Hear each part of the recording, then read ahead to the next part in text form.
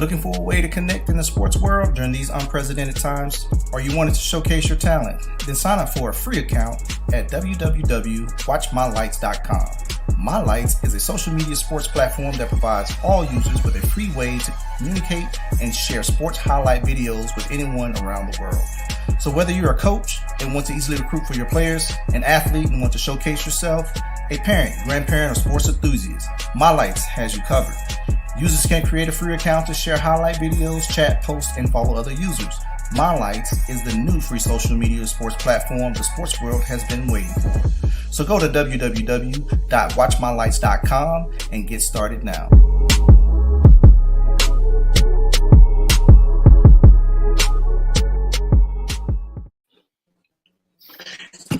Yo. What up? Hey, we back. Had a last week off. We was out they already in these comments, man. What are they talking about? JB. Yes. No, don't hold on, JB. Don't do that now, because he ain't that one around his eye. DB straight over there now. Don't do that. Yeah, we started a little bit late, man. KP having some technical difficulties, man. But anyway, yeah, man, glad to be back. We missed last week. Everybody was out doing out coaching, so planning a few tournaments. But before we get to that, man, we got AJ Smoke with us. What's up, AJ? What's up? You want to go over some? I heard you've been coaching, man, and doing up some plays. Like what you got for our viewers, man? What kind of plays you got? What you been working on? All right, what's that? Talk us through it. It's right. Why is it? So, well, 15. 15. Now, what is 15? Go ahead and talk. Just tell them about your stuff, man. So 15. So the top guard is gonna pass it, and then he's going like this. Look up. This man is gonna pass it right here, and then this man is gonna set a screen for this man. We're gonna pass it down here, and then we're gonna pass it over here, and then it's gonna be a 3-pointer. I think they can see it, AJ. My bad. I'm holding up upside down. There you go. They can see. All right. Okay. Yeah, that's it. That's 15. Okay. 3 screens. So this morning I worked on this. You worked on this? Okay, that's 7 right there. What that look like? I explained that one. They're like a pick, and then what's that? An Iverson cut? They going to the other side. Talk to it. So it's going to be, so the top guard is going to pass it right here. The top guard is going to pass it right here, and then he's going to set a screen for him, and then after he set the screen, he's going to set a screen he's going to set a screen for this man, and then they're going to catch the ball right here, and then they're going to hit a 3. So that's your late game situation set that you like to run in the late game. Late game situation. We down by we down by 3. We needed 3. Down by 3. That's your 3-point play. Okay, now you got to turn it over like this. Oh, my bad. So the play call is 3. The play call is. This your last one, ain't it? 3. The play call is 3-pointer. Okay, they see it. All right. So the top guard is going to pass it right to the left, and then he's going to set a screen for the right elbow. Okay. Right here. Okay. And then after he sets screen, he's going to set a screen down in the corner, and then he's going to come across, and then he's going to set a screen right here, and then the guard is coming, and then he's going to stay, and then the top person is coming back up, and they're going to pass shoot. Oh, okay. So that's another late game situation play To either tie the game or win the game. Tie the game and win the Tie game. the game. Oh, so you trying to tie the game? You ain't trying to win. Yeah, because it was like 63 to like. It's like 63 to like 60. And it's down by 30. We go to overtime because it's like 18 seconds left. Oh, okay. Okay. And then after we hit the 30, we're gonna call a timeout. Set up your defense. So we're gonna trap. So let me ask you a question. I cut myself. Well, okay. Let me ask you a question. So after you hit the 3 to tie the game, and you call timeout, why are you calling timeout? You just call timeout to set your defense? Yeah. So we're gonna like send some players in after. So we're gonna take some players out. So in other words, you subbing offense for defense then. Oh, so you sub your defense in, and you planning on getting a steal to win the game. Because we're gonna put the like 2 big men. They're gonna be on number 1 on the top. We're gonna trap them. Oh, you gonna trap them? Zone trap them? Yeah, we're gonna zone trap. Like I did.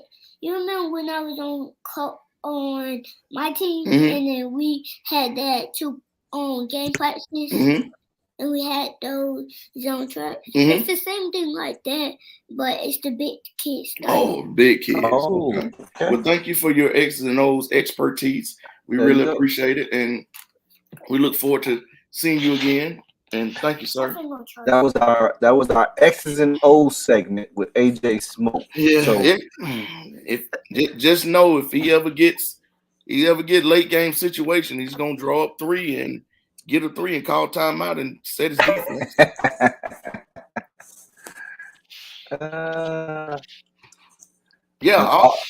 All blue blood Final Four. Yes, sir. And I like the Blue Devils to win it all. Yes, sir. So who you? I think who you got with Kansas and Villanova? I think Kansas gonna have the upper hand right now because that kid got hurt last night. He did. One of Villanova's studs got hurt last night toward the end of the game, and I think they was already limited with what they was playing anyway. They was playing with 6, 7 kids. So that's gonna knock them down. That's gonna knock them down about 6 kids, and I think Kansas is gonna be a little too much for them with that kid getting hurt. Yeah. And I say as a kid, I mean I heard something last night that say a Joker was a 6-year senior.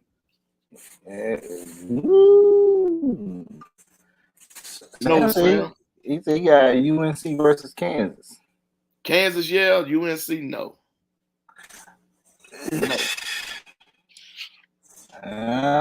We shall see.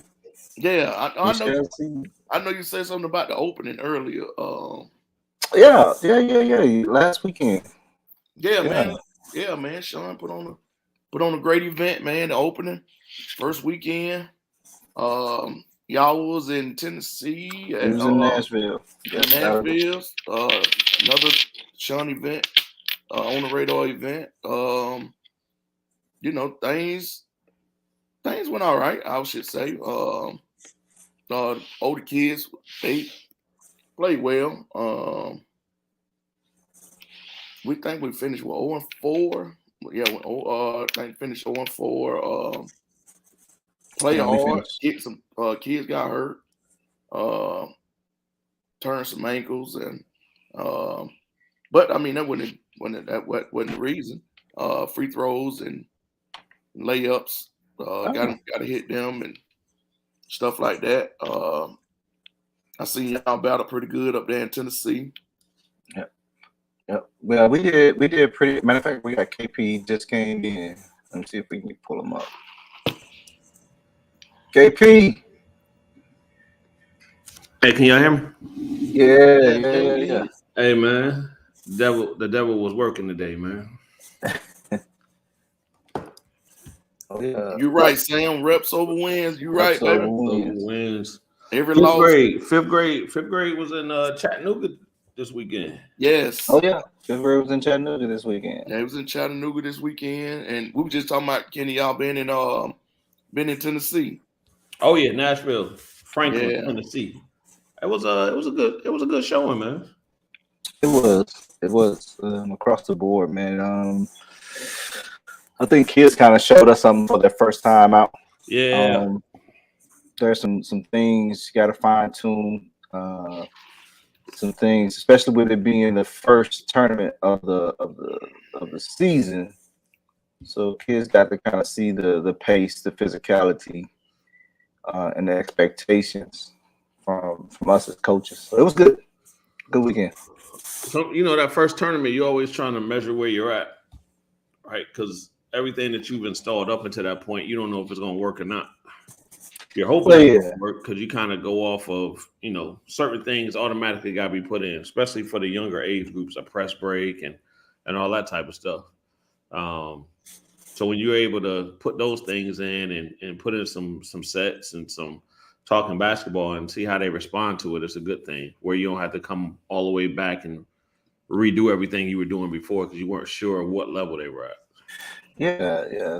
I know and it's how well they're going to execute under pressure. So for us, man, moving forward, I think one of the things we had to pick up on was empty. Try not to have too many back-to-back empty possessions.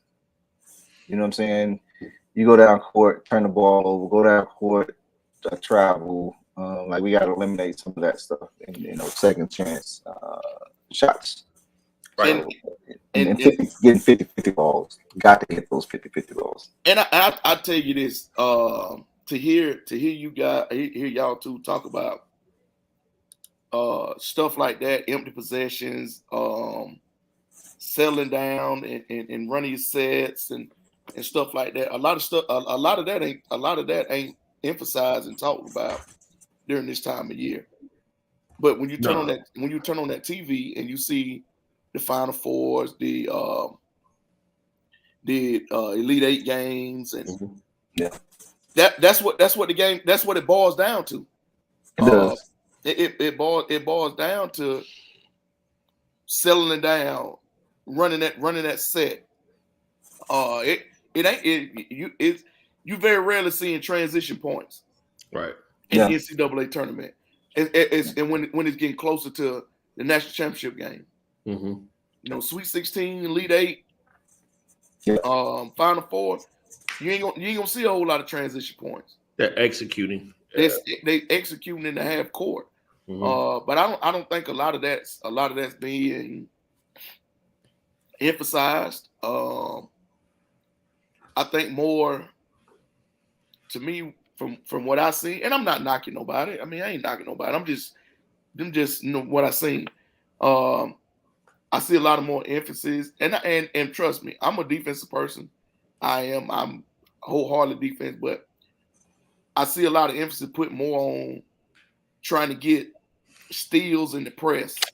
Yeah, especially at the age group. So it's starting to settle down a little bit. I don't see it as much, even though it's the first tournament, right? So 8th grade, we didn't really struggle in the press. I mean, we turned the ball over here and there, but we probably got more points out of the press than we did turnovers. You know what I'm saying? So, but you have with Kenny group, they're gonna press and try to run the score up. Well, it's not. Yeah. I don't think it's a point. I don't think it's a emphasis of running their score up, because I mean, if you continuously get steals, that's gonna happen anyway. Yeah, I think it's I see a lot of people putting a lot of emphasis on more of the press than half court offense. Oh, 100%. Oh yeah. You know what I'm saying? Because they want to get more points off of, because pressing is easy to teach. I mean, you teach the joker to press and get in the pass lane, get a steal. You ain't got to set up offense. Yeah. They did a good job against the press. Yeah. When you got a good press offense, and no, I didn't say a good press break. I said a press offense. When you got a good press offense, then you ain't gonna see a whole lot of pressing. Because you're gonna be shooting a lot of layups. That's what kind of happened to us. We a game we played last week. we came out. I think the team turned us over like 2 or 3 times. And the coach even said it. Oh, we're going to stay in this all game. Then we call the timeout, settle everybody down, run our press break, and we got layups. Get the ball to the middle. You got 2 people streaking. You get layups. So they had to come out of it. Then the direction of the game changed because now it was running who's running half court offense. Right. So yeah, I'll say this, Kyle. You bring up a good point, man. I will say we probably ran into 2 teams that had really good post players where they threw it inside. I think that's I'll put that back up. We probably ran into probably 2 good teams this past week, last weekend that had really good post players. I don't know if, and Ted, maybe you can speak to this. You've been in this game a little bit longer than I have, but I think that it's really, I don't want to say it's going away, but you start to see less and less throw it down to the paint, bang, bang, bang. It's, hey, let's find our post and let's get our post in a movement going to the basket or short corner, spread them out, one of the 2. Because those post moves throwing it down there and them having post moves are just. Hey, Tap, before you answer that, I think Charles has called you a little long in the tooth. Yeah. but think about it like this. When you see a lot of, and I'm not knocking anybody nothing like that. When you see a lot of training videos, for instance, do you see a lot of post work going on? Mm-mm. You don't see a lot of post work going on in a lot of training videos. And when they run in the 4 out 1 in, I mean, it dribble drive kick. Now that's what it's turned into, because now you're seeing a lot of combo moves, get to the basket. If it ain't there, kick. Yeah. But is that the way of basketball right now? No, I mean, it depends on who's teaching it. It depends. I think it depends on who teaches and personnel too, right? Well, personnel. Yeah. Well, I can't. Yeah. It relies on personnel, but I tell you this: you take somebody like Drew May. No more than 6'2". Well, I go further than Drew. I come back to Drew. Take somebody like Greg Jones. Mm-hmm. Greg Jones, no bigger than 6'3". But that ball went down. That ball went down to him in that post. Drew. Every single time, every possession that we had the ball. And that ball went down to him in the post. I ain't gonna lie, bro. Like Greg Jones getting the ball in the post is different than a lot of these kids now. Right. But it was a lot of emphasis put on that. Yeah. Right. Well, and that so you're right. I pick up what you're saying. You see what I'm saying? Like a lot of people ain't teaching that. Yeah, a lot of people ain't putting emphasis on getting the ball down it, because they're relying on bigs to rebound and get points when you get them. Unless you're a dominant big man. Right? Nobody's going to invest that time when they can do a dribble drive kick and all of those things. I'm not going to throw it down to you to watch you do something, because, again, like, for one, are they really teaching that? To the level that they teach in wing play? Because everybody want to be a wing. So I'm gonna take my hat off to this team that we played last week. They had a big hoop dream. Oh yeah, they out of Lexington, Kentucky. They had a kid. They had a big that was 6'5". Right? They wearing us out. Say, hey, look, we playing 2-3. When they throw it to that big, we're gonna double it. Man, that kid got that ball and he made his move. Straight to the basket. He ain't waiting on the double team. Like, that kid has been taught and understands the game to a different level than a lot of kids. Bro, and that ain't nothing he picked up in practice. That's repetition. He put his shoulder in it. Yes. And I mean, just because you're undersized doesn't mean you can't play with your back to the basket. Correct. Because I mean, nobody teaches it though. I right. mean, I'm not gonna say nobody teaches it. Very few people are teaching that. Yeah. I mean, a lot. I mean, that's why you see a lot of teams that have more guards than bigs. Mm-hmm. But I mean, it's different stroke for different folks. I'm a firm believer in getting all 5 positions involved in the possession. That's why I like to run a lot of sets. Like to have a lot of moving parts, moving pieces. A lot of screen setting. I mean, different stroke for different folks. It is.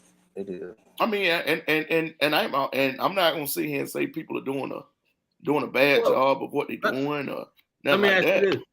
Let me ask you this, because I've seen a 2020-17 team, a 2020-18 team, probably even a 2029 team, right? With a decent sized big, but the progression of that big is slower. Right. So they got them there. So they're just trying to get them to, and I'm just speaking on the younger teams now. They're just trying to get them to run up and down the court and understand like rim run and seal. Yeah. And, I think so they're not even teaching them catch it in the post or up and under and go, or they're not teaching those things yet because they're just trying to get them kind of introduced to basketball. And I think that's part of the process, KP. Yeah. Because those bigs, when they grow so fast like that, the footwork ain't there quite yet at a young age, like you're saying. 5th, 6th grade is what we're talking about. Yeah. So hey, run the floor hard and things like that. Be dominance in the paint. Right, but then the other side of that is how many people really are looking for their bigs to be dominant, right? If you can block shot and rebound, a lot of people will just take that. A lot of people will take that, and a lot of people don't give that much offense because, to that point, they're not running sets for their bigs, right? If you can block shots and rebound, I want you on my squad because I got these guards and these wings is gonna fill the lane and run. I just need you to be big. Yeah, I think a lot of people fall in love with a joker that can hit the 3 more than a joker that's gonna rebound and get you extra possessions. Mm-hmm. Yeah. Me, on the other hand, I want a joker that. Well, I mean, I ain't never been fortunate enough to coach a joker that's 6'6", 6'7", 6'8", 6'9", no joker like that. Joker's always been around 6'4", 6'5", but they offset that by taking them charges. Yeah. Yeah. And I mean, even it's kind of the standpoint right there about CP3. Now you're noticing we're trying to get a mismatch with guards in the post. Right. Well, people are spending time on teaching guards how to get right in the post than bigs, it seems. Right. That mismatch in a motion set or something along those lines. They'll run something to put that guard down at the post up versus running a set for a big in the post. Yeah. So I mean that's interesting as well. Yeah. It is. Hey, I do want to shout out our brother Juke. Yeah, man. Juke. Seen him today up at the camp. Y'all talk about the camp yet? No. Yeah, man, I was having some technical difficulties, man. But what they say, a minor setback for a major comeback. Yes, sir. Tell us about the camp, man. The camp was good, man. Camp was all good. Pro movement camp, high school camp, boys camp. We were able to go up there today and see Jared and the whole pro team and Coach Juke up there coaching his heart out. I was messing with you. I said, I come to the camp just to see you coach, man. But it was a good camp, man. Seeing Kyle Sandy in the building, the Sandman. The Sandman was in the building. They had the coaches front and center. Yeah. Yeah, college coaches was in the camp front and center. I think they had 20 or so coaches in there. Yeah, he had quite a bit. Yeah, he had quite a bit of coaches, man. Yeah, so great environment, man. A lot of competition. We had some of our guys up there. Charles G, I'll let you talk about it. Yeah, man. I was kind of talking to Pat before the show a little bit about it, man. So if some, you know, I got a new perspective for these prep kids, man. Just getting my eyes on them and seeing the difference of one, their bodies, how they're taking care of their bodies, and one and two, how they understand the game, right? Simple things, right? So they have been coached to the details of the game, past, and it's simple stuff, man. Simple things that I feel college coaches want to see, and that makes for great basketball. Passing the ball ahead. You would be surprised at how many young players and these 2024s, 25s, somebody's and they just pound the ball ahead. I'm like that, bro. No coach wants to see that. So that was, and KP, no, that's always frustrated me. I'd be ready to take over coaching and pull a kid right there at the middle of the camp. That's just me. But to see these prep kids, man, they just move different. They play the right way, and just play at a different level. So that was they look good. Shout out hold on, Kenny. Shout out to Coach Tribby. Coach Tribby, yes, Yeah, they look good. Yeah, real good. Well, we had kind of just to piggyback on what Charles is saying. When you go to a camp and you're playing in a camp setting, do what you know how to do. Because you would be surprised how easily you stick out when you're doing things that you don't normally do. When you're trying to make yourself look better or impressive, and you just make yourself look that much worse.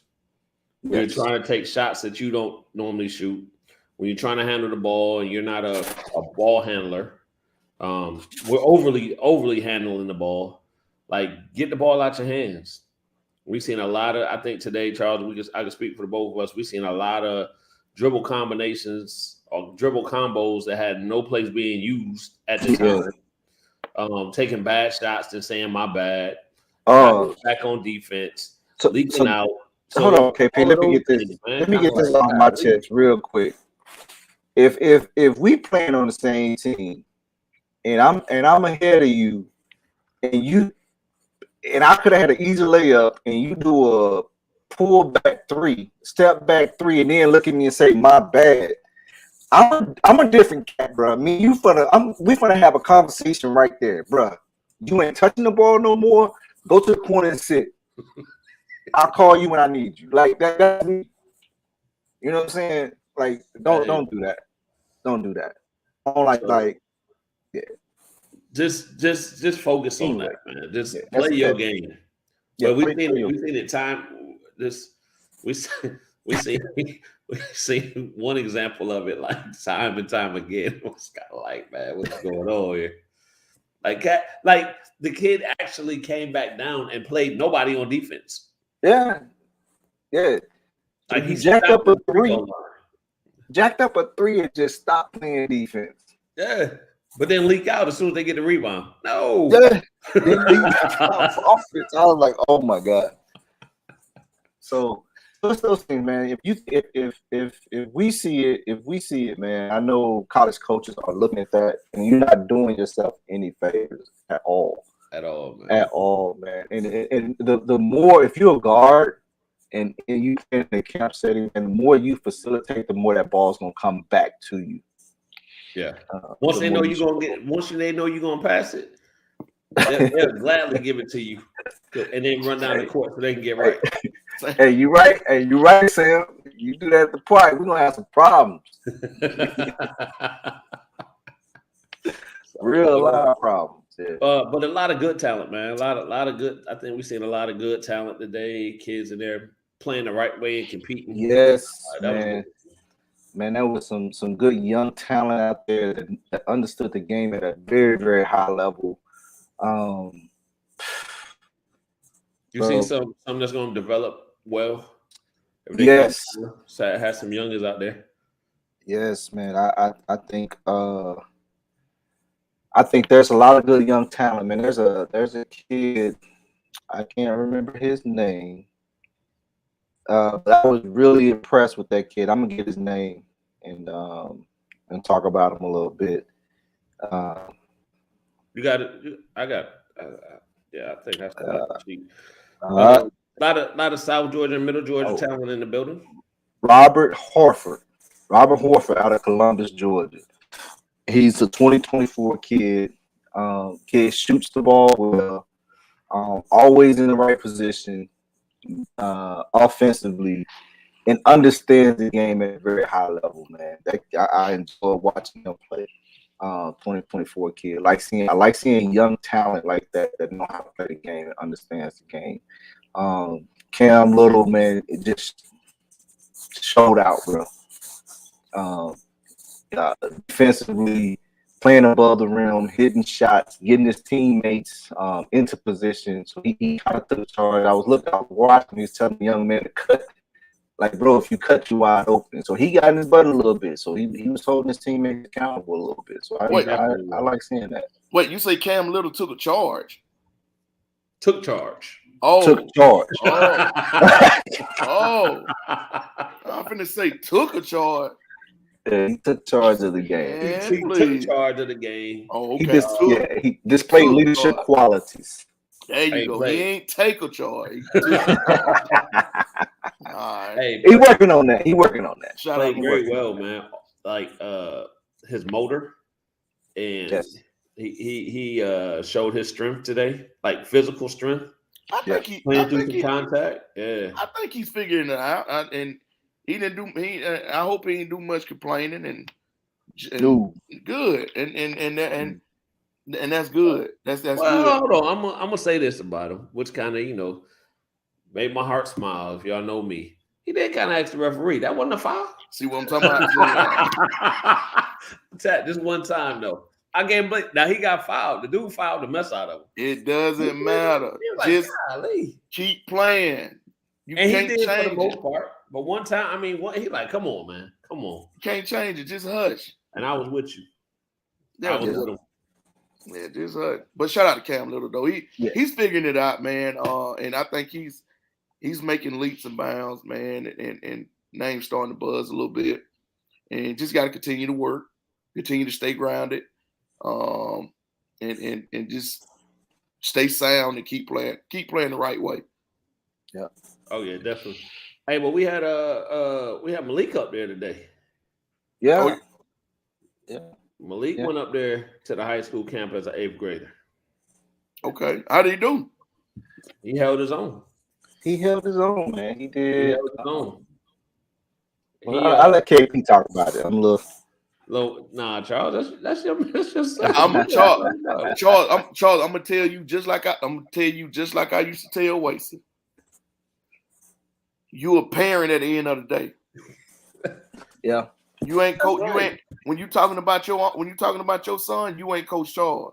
You Daddy Charles, and you should talk about your son whenever you feel like it. I don't give a damn who don't like it and say, oh, he talk about his son too much. You supposed to, because you dad at the end of the day. Hey, and you wasn't coaching. Right. Yeah, that's true. You using parent mode. Because I'm gonna tell you this, I'm gonna talk about AJ now, whether it's good or bad. I'm gonna talk about Kaylin too, whether it's good or bad. So no, I think Malik had a good camp, right? So I think it's one of those things where he needs to figure out, like, the talent is there. He's getting good shots. What he got to figure out is where to take command, right? Where to put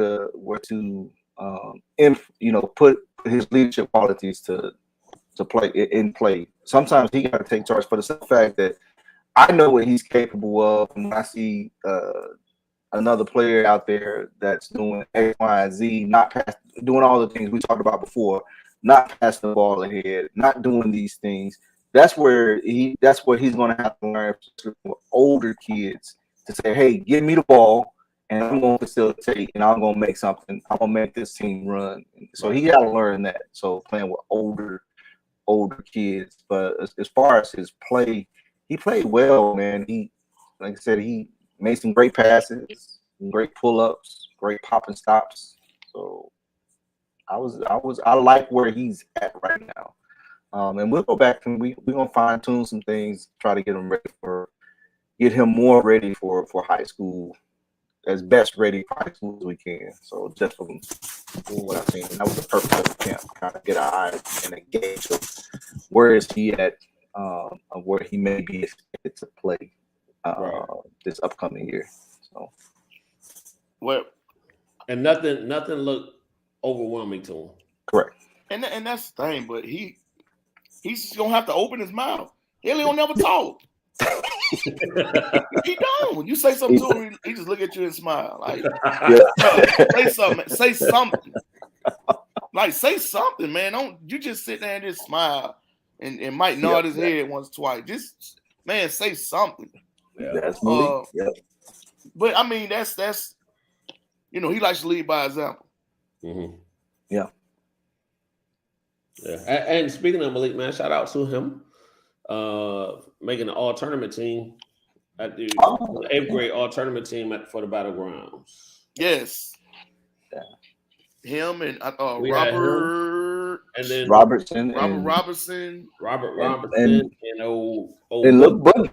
Boogie Karan, the best to me, the best plumber in the house. He played with the Lil KP played for the All-Stars. Somebody back there hollering in the background, ain't it? Oh, yeah, that was Erica. She watching the show. Oh. What did I say? The Celtics of the Stars. Georgia Stars, man. Do he play for the Celtics of the Georgia Stars? Hold on. Which Lil KP? Oh, yeah, two all of them play for the All-Stars. I tell you, the Warner Robins All-Stars. I tell you this, Kenny. Both of them. I tell you this. I don't know if I told you, but he played well last week. Did he? Yeah, he did. Played well last week. He made some leaps and bounds last week. I was proud of him. I might didn't tell him, but right. Well, he probably listening now. So. Yeah, he probably is. And he got a little word or two last week. So Oh yeah, which is expected. He already know. Yeah, but he did. He took his lumps and kept on going. Trying to figure it out, man. Right, but back to the best plumber in the house, Boogie, my boy, all tournament. Little Boogie feeling himself a little bit right now. Talking. I'm actually proud of the younger groups. I'm proud of all the groups. I really am. But to see that 5th grade group, 6th grade group, and 8th grade group, to seeing the progress that they've made and the steps that they've made over these last 2 or 3 years and where they headed to, I'm proud. I'm proud of those groups. Yeah. Oh yeah. And proud of the job y'all are doing with them. And it's just they go out and compete with no problem. And like I say, I love all the groups. I really do. Right. Girls included. But this group I've watched make leaps and bounds. These groups I've watched make leaps and bounds from where they started and where they were. And I mean, you can see the progression and Charles, your group coming up to high school next year. You'll see some of those kids. Some of those kids are probably gonna make that jump. But some of those kids may not make that jump. But they ain't gonna stop them from working. That's the thing. That's the thing about y'all groups, that it doesn't matter if they playing up or they playing the age group. They still gonna compete.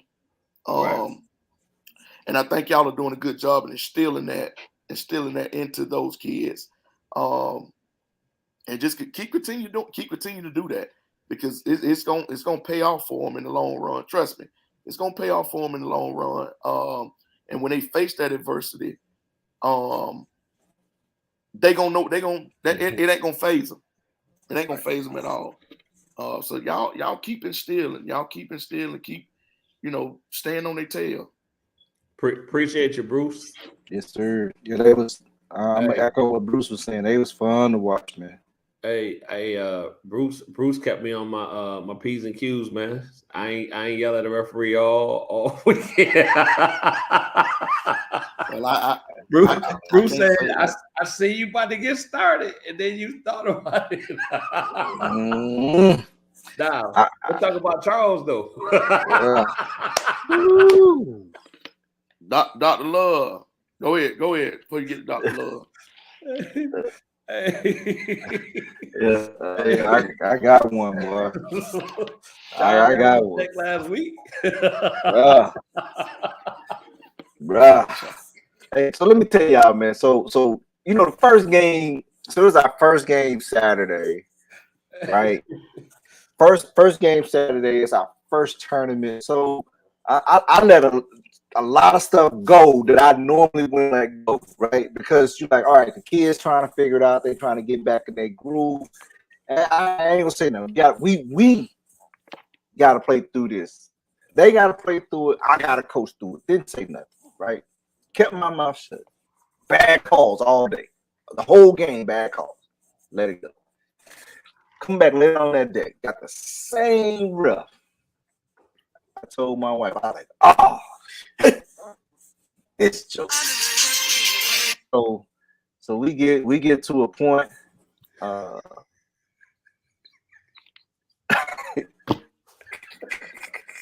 That mean my bad. Don't worry about it. So, you know what it is.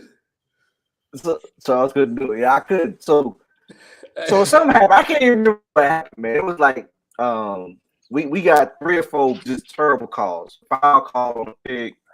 I go back. I tell them I watched the video and come back. I got mad all over again. So finally, I got so frustrated. I don't even know what I said to the ref. What I said. I don't even know what I said. I really can't remember because I blacked out at that. I would tell you what you said. So he called a foul or something. He comes over and he's talking to you. And y'all just having a conversation. The next thing you know, you say one word, he gives you a tech.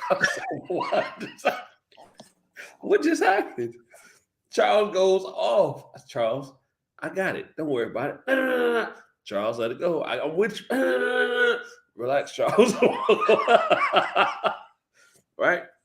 So I'm talking to the guy, and I'm like, hey, I said, well, what you got my tech for? Coach, he can't say what he said. So we're talking. He say something to me. I said, well, you just said something similar.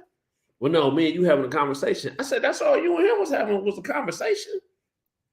Hey, nevertheless, I was cool. I ain't get one last weekend. Charles got he leading it. He leading. Yeah.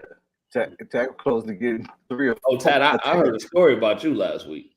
Man, listen. I heard a story bro. I heard a story about you on the table. Dude, like, I'm saying they screwed up. They screwed the game up bad, man. And this we had 84. The score was 84 to 76, I want to say. Mm. And I look at the score sheet, and it's 26 points on there. Like, well, but here's the issue. We got an and one. Score is 53 to 50. We're up. Other team comes down and hit 2 threes. So that makes them 56, 53 us. The referee comes over there and says, whoa, hold on. The score is wrong. And they just hit 2 threes, right? So the score should be 56 to 50. No, I'm looking at him like, no, the score is right. We just got an and one. Takes the points off the board. I look at the table and say, man, he said, coach, the score, he said, y'all got 53. I said, well, you need to tell him. Mm-hmm. So I say something to the ref. The ref's like, well, we can't control that. He said y'all had 50. I said, whoa, hold on. I said, if this was a high school, if this was a regular, I said, well, first of all, we're going by Georgia high school rules. Yes. Right. We need to go by the official book then. He's the official book, right? Yep. That's a correctable error. Let's go to the table right now. Other referee, no, coach, y'all had 50. Y'all had 50. They hit 2-3. I said, we just got an and one that made it 53-50 when they hit the 2-3. Took the 3 points away from us. We end up losing the game by 2. End up losing the game by 2. So I go to the table to take a picture of the sheet. Count the points. Score dude tells me, well, I would have got the points, but I was too busy arguing with you about how many points we had. And I turn around. Yeah, and I turn around and looked at him like, man, what are you talking about, man? Right. I said, man, it's 26 points on this thing. How you argue with me and you ain't got but 26 points on here? Right. Like, man, what is you talking about? Well, man, it just, man. Yeah. Yeah, you definitely gotta have a scorekeeper, man. But yeah, man, but I mean, it's just, but like I told the ref, like that's Mr. Ref, that's a correctable error, and you know that I know that. Mm-hmm. That's a correctable error. And then the ref gonna tell me after the game, man, you sure do you sure do know the rule book, don't you? Yeah, I do. Yeah, I do. Like shouldn't you? Yeah. I read the rule book just as well as you do. But that still ain't the reason we lost the game. We lost the game because we missed too many layups and free throws. That wouldn't tell the game. Tell the game missed too many layups and free throws. But you know, it is what it is. We got to bounce back from the 0-4 and I mean keep chopping at it. I mean, we got down 2 kids, but you know, other than that. Uh-oh. Uh-oh. We got some insider info. I know who on the ref was for one of them games. Tuck your shirt. Yeah. Tuck. But I mean, you know what you're talking about. Yeah.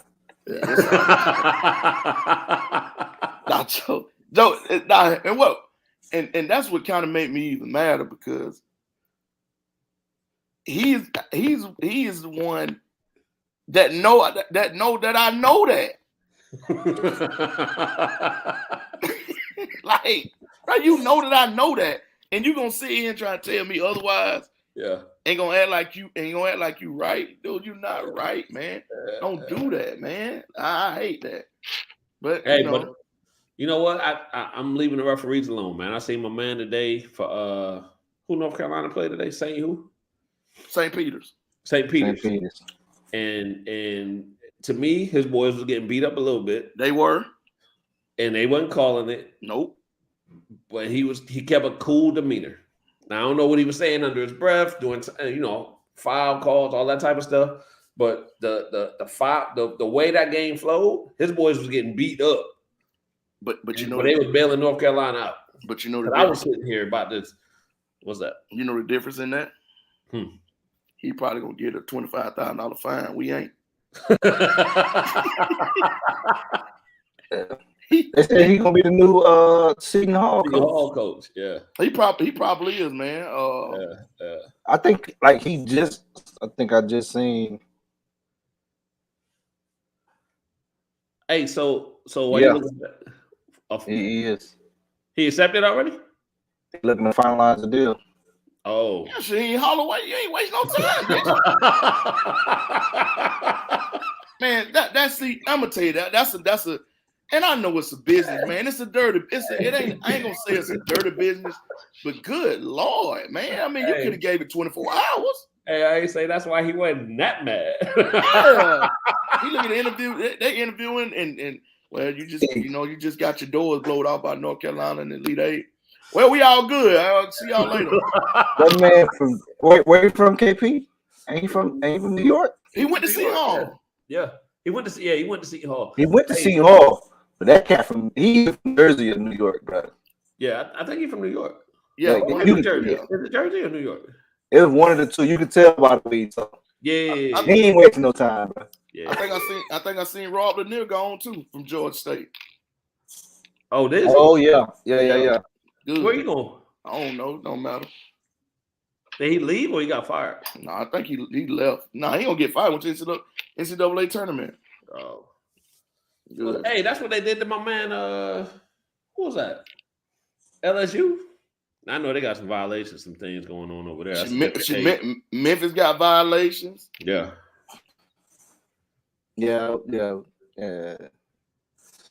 Hey, so what I didn't know was, do you know that he was in the 1996 McDonald's All-Star game with Kobe and Steven Jackson and all them cats. All-American game, yeah. Yeah. I didn't know that. He Holloway pretty good now.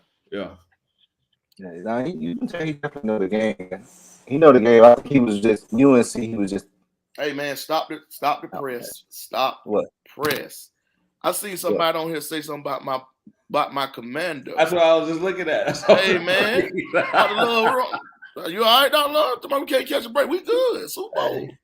Carson Wentz. Super Bowl. Super Bowl. It won't. Carson Wentz won't be because he's gonna get hurt.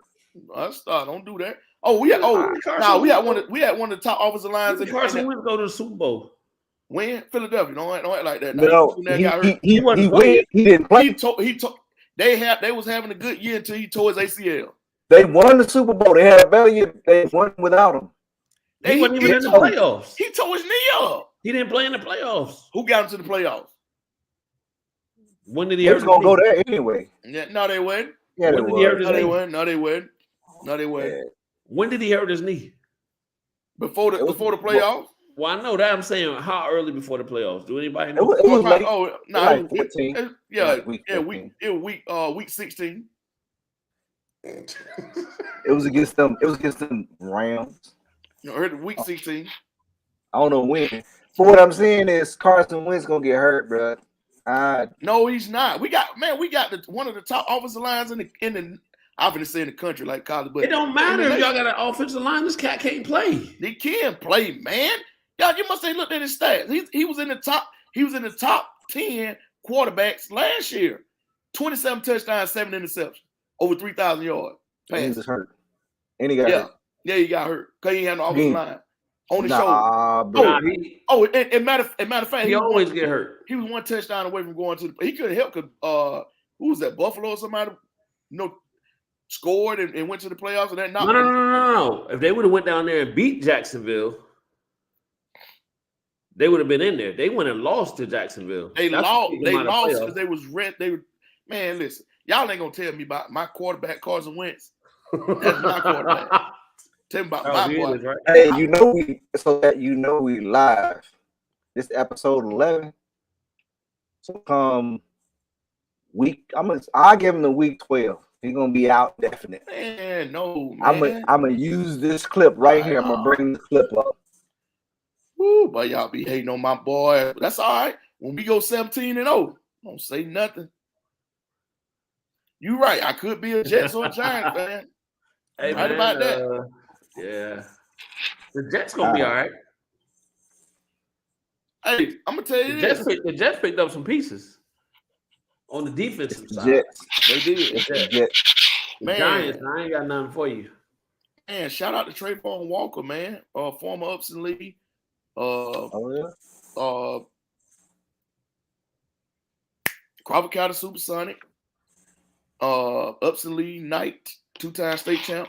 Man, they say he might be the number 1 draft pick. I can see that.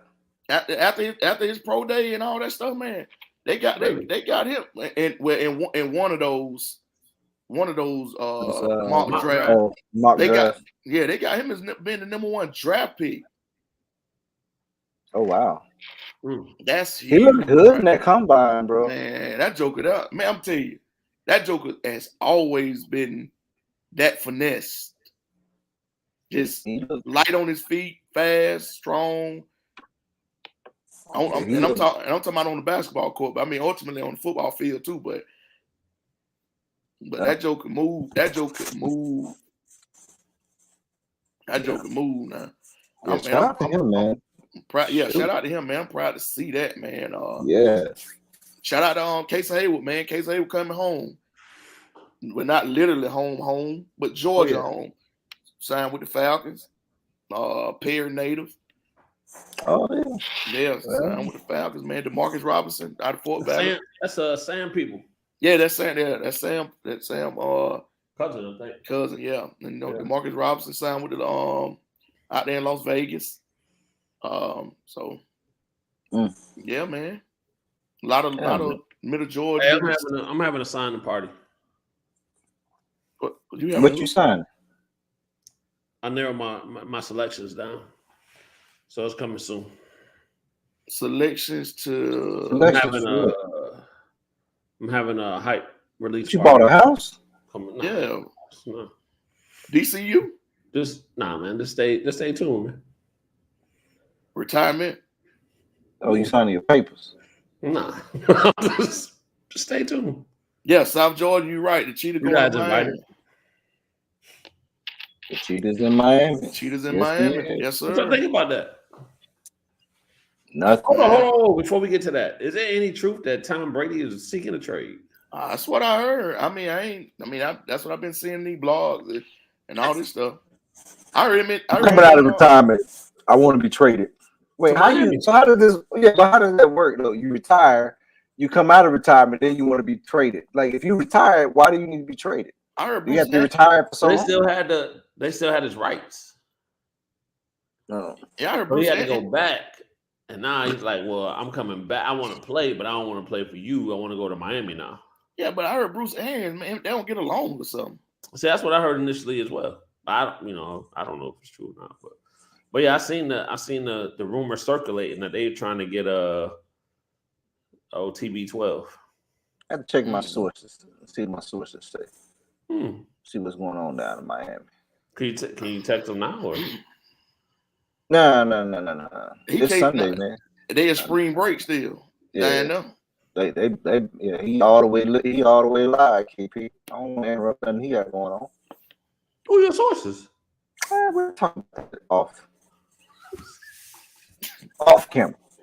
I talked with Carson Wentz. Now I talked to him a week ago. You need to lose the cat number, man. No, man, you crazy, man. That man. Well, you know what? Keep it. You keep it number. He gonna need to call you for some emotional therapy once he get hurt. Oh man, hey, let me ask you: Would y'all take old boy from Cleveland? Baker Mayfield? Yeah, man. I would take Mayfield over Wentz. I would take Mayfield over. Man, y'all crazy. If I take anybody over Carson Wentz, that was in free agency, it would have been Matt Ryan. What? Yes, Matt Ryan. I took Matt Ryan. No, I'm not. I mean, Charles, I'm not saying like I'm talking about this guy particularly. Why would you take Matt Ryan? You can't stand the Falcons. I can't stand the Falcons, but that don't stop me from liking his play. Matt Ryan, a hell of a quarterback. Since when have you ever celebrated his play? Man, I ain't never celebrated his play. Dude, love Matt Ryan is a he's a what? Hold on. Only one guy in the NFL source and so-called other players. Yeah, it is. But what I was saying? Oh, Matt Ryan. Matt Ryan is a good. I ain't gonna say a great quarterback. He's a good quarterback. Where is this coming from? Listen, man. Listen. Matt Ryan was running for his life. Facts. In Atlanta, Matt Ryan was running for his life. So you think I wouldn't have took Matt Ryan? Man, please. I took Matt Ryan in a heartbeat. Matt Ryan played in the Super Bowl and had a lead at the half. Don't y'all think Deshaun Watson would have been the better fit? I think Deshaun Watson would have been the better fit for the Commanders than Carson Wentz. No, man, we didn't need Deshaun Watson up there because we already got too much going on in the front office. And they asked me about it. And I told them, look, no, we don't need to go out to Deshaun Watson because we got too much going on in the front office. Y'all should have went Deshaun Watson with Daniel Snyder, and then we bring Deshaun Watson, and we ain't gonna get nothing done on Sunday. Hey, did y'all see the press? Did you see his press conference? Yeah, man. We already had last year. last year when we went to what we went.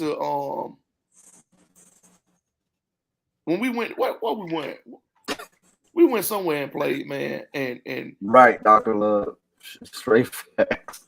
So he said, yeah, that's what I'm saying. They about to kill Matt all Ryan, right, man. man. But we Matt went. Ryan, he's gonna mess around with the Super Bowl in the end. Man, listen, Kenny, when we played an away game last year, the federal agents went up in our building. So they went up in the building. Went up there and locked out. They locked up our head trainer. What was your head trainer? Hey, So they came and got y'all when y'all left. Yes, he got that man. PP loan. They ran up in. Listen, they ran up in there and locked up our head trainer. And you think we want to add Deshaun Watson to the head trainer being locked up, Daniel Snyder with all this stuff going on, and we can't add Deshaun Watson to that, man. We ain't gonna get nothing. I'm just saying, when I'm looking at talent and what y'all could potentially benefit from, Deshaun Watson fits that mold more so than Carson Wentz. But that's what I'm saying. That's the thing, though, Charles. We ain't worried about Sundays. We worried about Monday through Saturday. Well, you gonna have the same worries because Carson Wentz ain't gonna be available Monday through Sunday. Man. You gonna be laying up. Carson Wentz going home after practice. What kind of draft picks y'all got? Oh, number 11.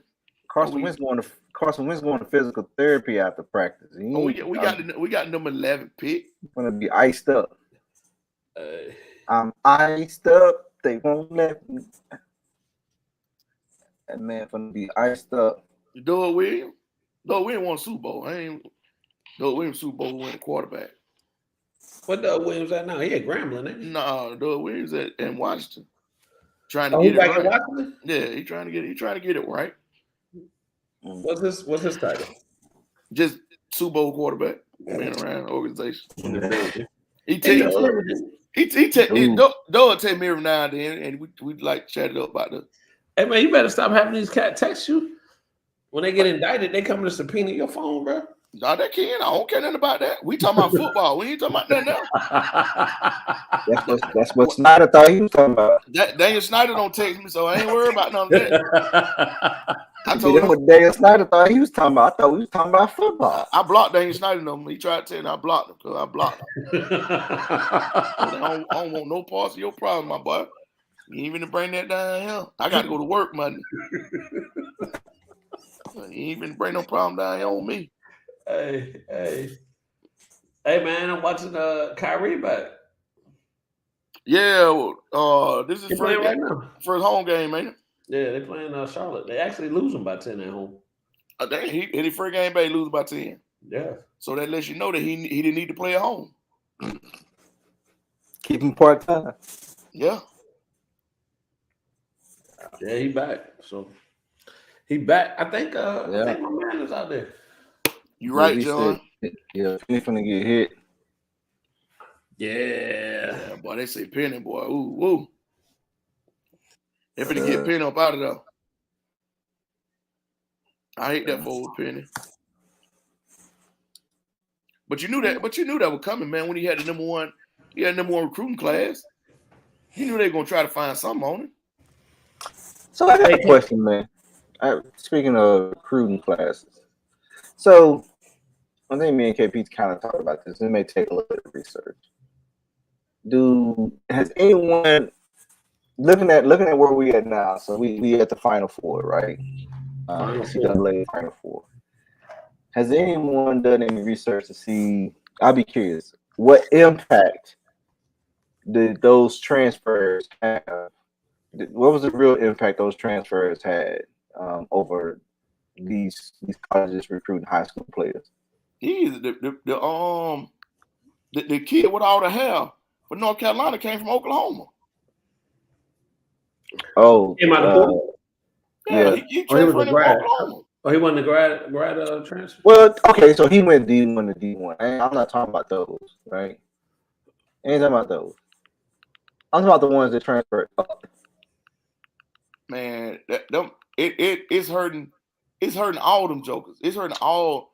Well, I know it's hurting, but I wonder what the impact. How far did they make it in the NCAA with those? Well, Right. So to kind of clarify that question a little bit, Charles, and tell me if I'm off the mark here. That kid from North Carolina. So how many transfers out of the portal did North Carolina have? He's the one that we know of, but do they have any other significant players that would transfer out of the portal? Right. So whereas you got other schools that went 4 or 5 deep out of the transfer portal, i.e. Kentucky. I think Kentucky had about 4, right? Yeah. I think they had about 4 come out of the portal. So just in that vein, I guess, was the transfer portal that significant to help the team's success? Or was homegrown program kids still the major impact on a program? Right, like 3-4 year kids. So like Kansas, how many transfer portal kids does Kansas have? I don't know. You know what I mean? So I guess we would have to just, if we looked at the teams that's in the Final Four right now, so we got Duke, You said Duke, North Carolina, Villanova, Villanova, and Kansas, right? As of right now, North Carolina has 2. Got a kid from Marquette and that kid from Oklahoma. Okay. So then what about how many does Duke have? I think Duke got that, man. Right. Nah, Duke got them freshmen. All right, I'm saying.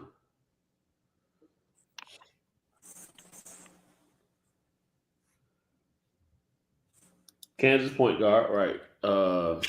Remy Martin. Yeah, I remember him. That's a drink. Right. He must have. Didn't he cut his hair or something too? Oh, Remy Martin. Right. So that. Huh? I thought he was Maryland. Oh. No, I thought he was Maryland, but maybe it's Arizona State. No, yeah, he was Arizona State. So I mean, so those guys, right? So and those are big pieces. So was Remy Martin? Was he a grad transfer, or was he like a junior went in the portal for his senior year? He went over. I think he graduated.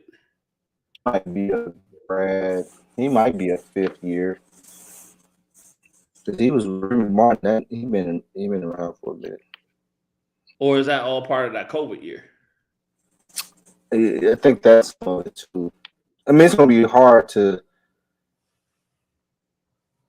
And again, you add them to a program like that where they're already recruiting top talent, right? So they're recruiting that those high major kids already, those programs for the most part, right? But then, like I said, if you look at another program that typically don't get those type of kids, but went heavy in the portal to bring these kids in because of all the reasons why, right?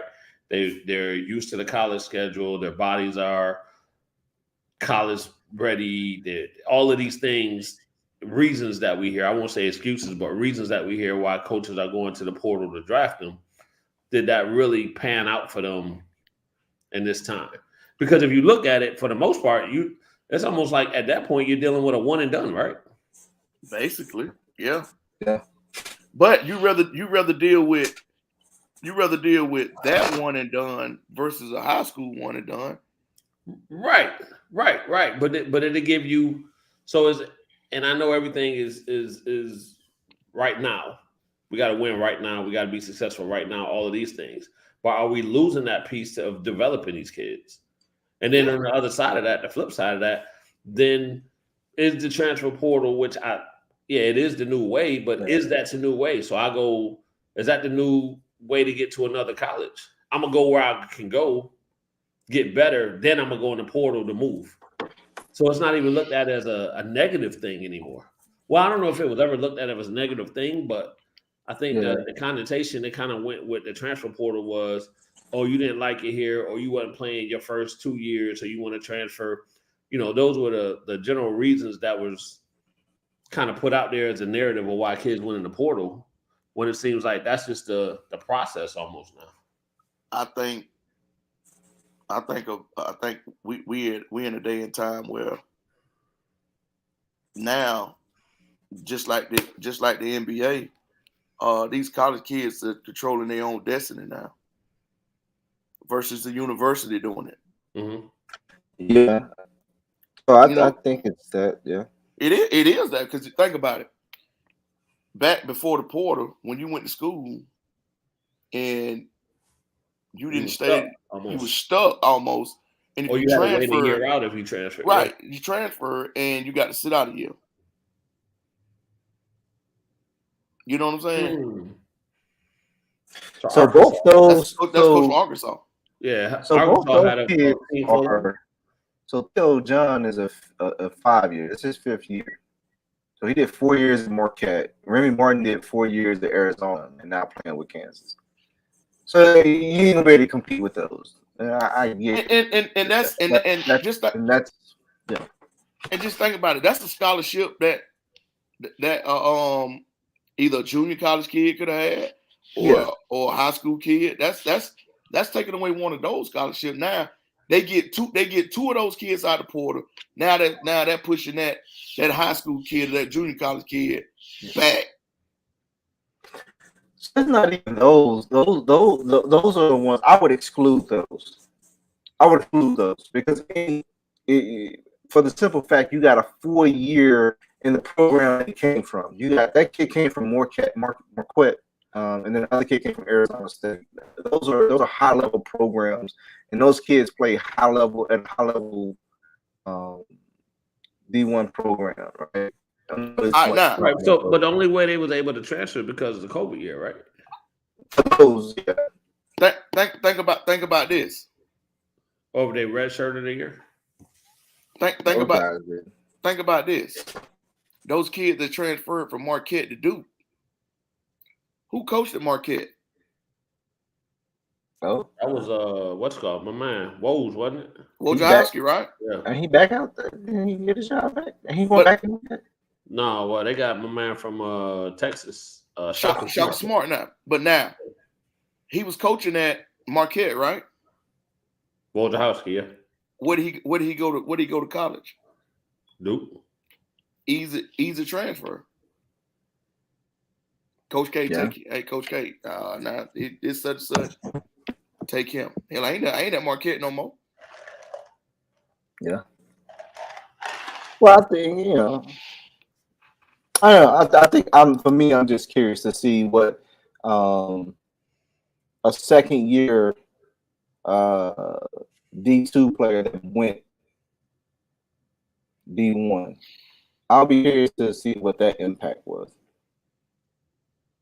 I'll be curious for D3 or I wouldn't even include JUCO in that. So what you saying is, what impact did a kid that was at a D2 or D3 program that transferred to Division I? Yeah. Or any program that went up, right? A D3 to a D2 or anybody that went up. I would be curious to see what that impact was versus a homegrown program kid. Just like the percentages, right? Yeah, just the percentage, just a curiosity. And not to say it worked or didn't work, just to see. Yeah, because everything is stats and number based these days. So yeah, right. There may be something to it, and then maybe the impact isn't what these college coaches think. Maybe you get more out of a high school kid, somebody you can get in a program, they learn the program, master that program, and they a 3-year kid, 4-year kid. Yeah. Maybe they pick up bad habits at that D2 or D3 program that you just can't break. I don't know. Curious though. I can tell you this. I love watching women's college basketball. I can tell you that much. Yeah, I was watching Texas take down and that was a good game. Who did they take down? I can't remember. Duncan Robinson.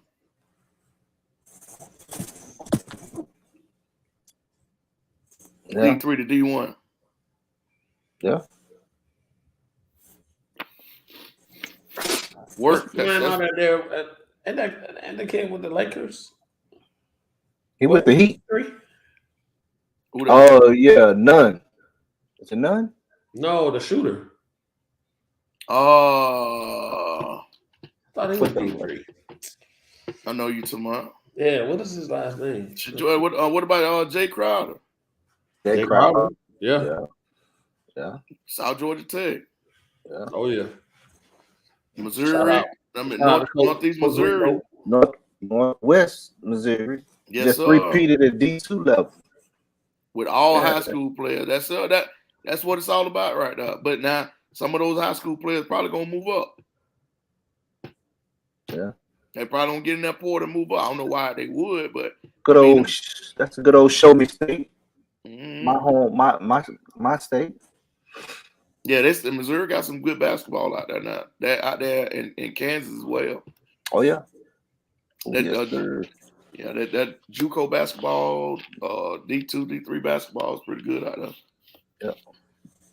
With all high school kids. So I don't know.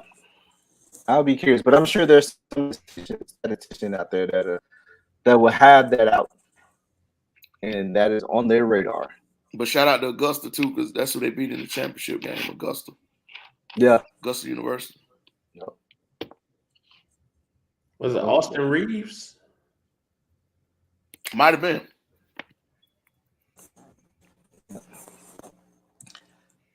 Yeah, it might have been, Kenny. Let me see. Oh no, he went. Well, I guess he graduated from Oklahoma, but I don't know.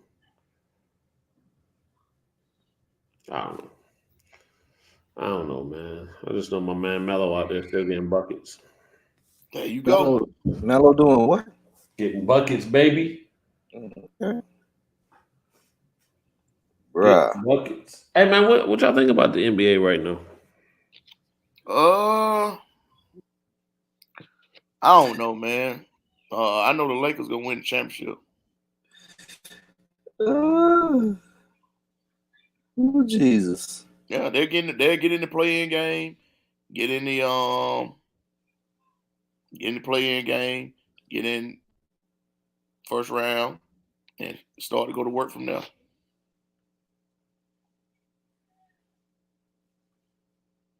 Yeah. So Augusta had a big man from Griffin.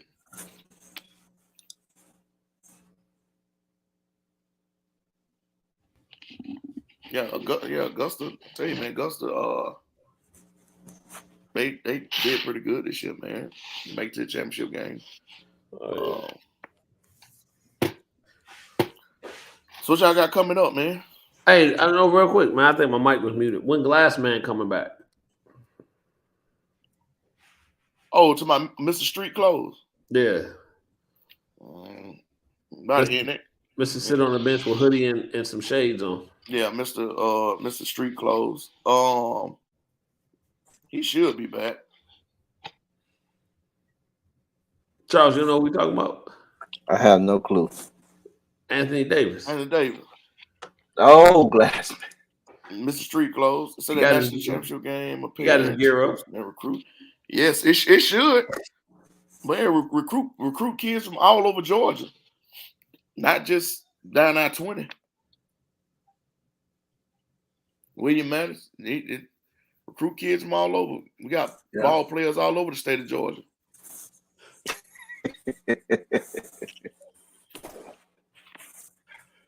Ooh, Jesus. Not just I-20. Hey. Hell nah.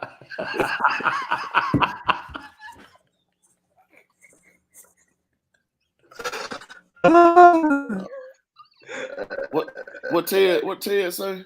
I just found out. Man, no, them sorry jokers ain't did it yet, Ted. Matter of fact, since you said that, I'm gonna make them go out there tomorrow, and they're gonna have to get that over with. They got a 3-point contest? Yeah, man. You know they were talking trash. Yeah, they were talking trash a couple weeks ago. Yeah. who the best shooter in the house was. Yeah, them two going at it. So we gonna figure it out here tomorrow. Hey, we have to let our viewers know, man. We probably have to change our times. Oh yeah.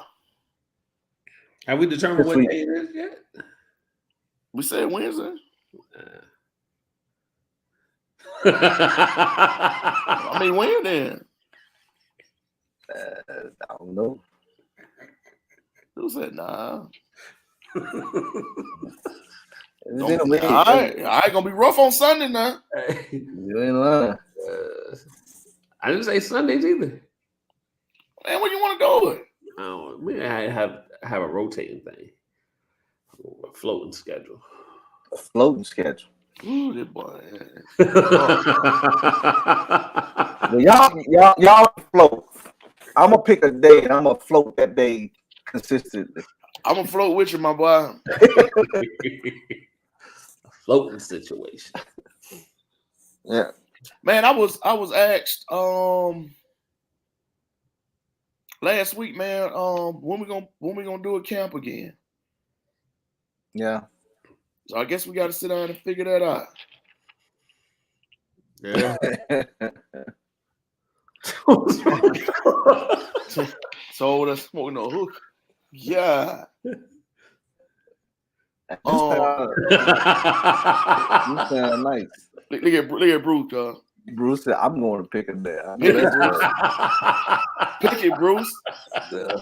Hey, might well make it a fan poll. Yeah. Do a Tell you fan poll. what they won't be on there. Yeah, man. I was asked the other day about that, man. And he sat down and talked about it, anything like that. Middle school camp? Yeah, middle school camp. Don't matter. Don't matter with me. I don't know about Monday, Ted. Monday. Ooh, Monday road, bro. Did we try Mondays before? Yeah, it didn't work. Yeah, we did. We did Monday. We was Monday and Tuesday. I mean Monday and Wednesday. Wednesday. Yeah. Then we just went Wednesday. Yeah. Yeah, we were a little ambitious. Oh, Miss Deborah. Miss Deborah late today. What's up, Miss Deborah? Miss Deborah. Hump day. Hump day. I said, there you go, Dr. Love. Wednesdays. Dr. Love, man. Dr. Love know what time it is. Dr. Love. We'll probably go with Wednesdays. Uh-oh. Oh, well, there it is. at a minute and two, at an hour and 23. There you go. The great Charles. Y'all set them out. Don't tell my. Y'all send them out. Now Wednesday probably work. Yeah. Man, shout out to all the tournaments, man. Our tournament directors, man. Yes, sir. Been seeing a lot of good tournaments. A lot of content being put out. Yeah, a lot of content being put out, man. Over there. Where you play matters. Yeah, where you play matters now. It does. NGS this weekend. Mm-hmm. Sean was down there at that opening down there in Florida. Yeah. After having it back. Right? Yeah, in Daytona. Yeah. After having the opening in Atlanta and the battlegrounds in Tennessee the same weekend. Last weekend, yep. Yeah, so shout out to Willie. Kicked it with Willie a little bit. Yeah, man. Shout out to Willie and Sean and the staff over there. The hoop scene had their thing going on this weekend. Rise hoops. Something this weekend too, right? Yeah, man. This weekend, right? Yeah, so it matters where you play, man. It matters where you play. Don't be afraid to play somewhere. Nah, man. Gotta get out there and play, man. Get these kids out there. A lot of people don't be afraid to go play competition, man. PQ Sports had a lot of content I seen out there on Twitter this weekend. With their tournament. So just a lot of people out there having good quality tournaments. Yeah. With good quality content. So getting it out. I would just use this as a kind of a marker about where you're picking your tournaments. And again, play where you want to play. It's all good. But if they're not getting content out on the tournament that they're playing, you need to figure out if that's the right spot for you to get the exposure that you're looking for. I always use that as a barometer, as they say. And I say this: middle school on down is not more. It's not more of. I wouldn't say exposure; it's celebration. Right. Good, great word. It's a celebration of the kids and the program. And remember, I said middle school on down. Middle school on down. Middle school to elementary. It's more of celebrating your programs and your kids when there's a lot of content out there. So I ain't gonna say exposure in that age range. But it's just a celebration of them and their accomplishment. Just like our kids went to Battleground and got on our tournament team. That's a celebration of them, and that goes back to the organization within the coaches and the rest of the kids. Yes, it's highlighting and able one name on there, but a lot of people know where that kid comes from. So, I mean, it's playing in those type tournaments, really, really jump starts from when they get to the high school level. Bruce and Cal Sandy, the Sandman. Kyle, what up, brother? But yeah, it's like I said, it's a celebration of the kids. Hey, Tat, real quick. Kyle told us he was just gonna pop in real quick. He has some things to do this evening. Hey, take care of that, Kyle. One of the hardest working. Oh yeah. I don't know what hat Kyle like to wear. The analyst, the announcer, the evaluator, the director, yeah, rankings, whatever you want to call them. But one of the hardest working jokers in Georgia. Oh yeah, good to see brother Kyle, man. Nah. No, Bruce. That ain't what we said. No, Bruce. No, Bruce. Bruce said, "I'll be damned if I." Bruce, sometimes you have to understand, and that's what I was saying earlier. Sometimes you got to understand what the kid's role is. Yeah. Playing with his back to the basket, making them layups, posting up hard. And Nolan played well last weekend. He did. I was just about to say. Watching Nolan's growth.